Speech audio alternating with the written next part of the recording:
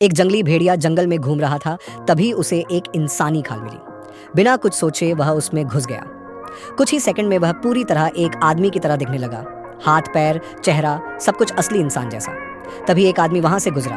भेड़िए ने उसकी नकल की, एक ब्रीफकेस उठाया और शहर की ओर चल पड़ा। लेकिन उसे इंसानों की दुनिया की समझ नहीं थी। सड़क पर चलते हुए वह एक कार से टकराने ही वाला था। पास खड़ा एक कुत्ता डरकर पीछे हट गया, लेकिन भेड़िया बिना ध्यान दिए आगे बढ़ गया और धीरे धीरे इंसानों के बीच घुलने मिलने लगा। वह नौकरी की तलाश में एक कंपनी पहुंचा और इंटरव्यू दिया।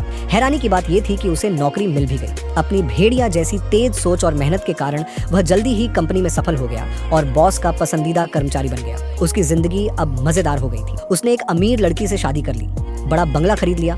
अपने हरे भरे लॉन को देखकर वह इतना खुश हुआ कि जमीन पर भेड़ियों की तरह दौड़ने लगा। ये देखकर घर के काम करने वाले लोग हैरान रह गए, लेकिन भेड़िए ने जल्दी से खुद को संभाला। पार्टी के दौरान भेड़िए को कुछ अधूरा अधूरा सा लग रहा था। उसे पड़ोसी का पालतू कुत्ता बहुत पसंद आया, लेकिन कुछ कह नहीं सकता था। अगले दिन वह एक बिल्ली खरीद कर ले आया और उसे अकेले में खाने की कोशिश करने लगा। जैसे ही वह बिल्ली पर झपटा, अचानक गैराज का दरवाजा खुल गया। उसकी बेटी उसे देखकर खुश हो गई। पापा, ये मेरे लिए? भेड़िए को मजबूरन बिल्ली बेटी को देनी पड़ी, लेकिन उसके अंदर का असली रूप अब और नहीं छुप सकता था। ऑफिस में मीटिंग के दौरान उसे अजीब सी चीजें दिखने लगीं।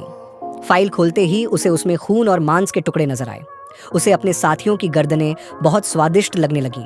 अब वह खुद को रोक नहीं पाया और एक सहकर्मी पर हमला कर दिया। अब उसका भेद खुल चुका था। ऑफिस के लोग गुस्से में उसका पीछा करने लगे।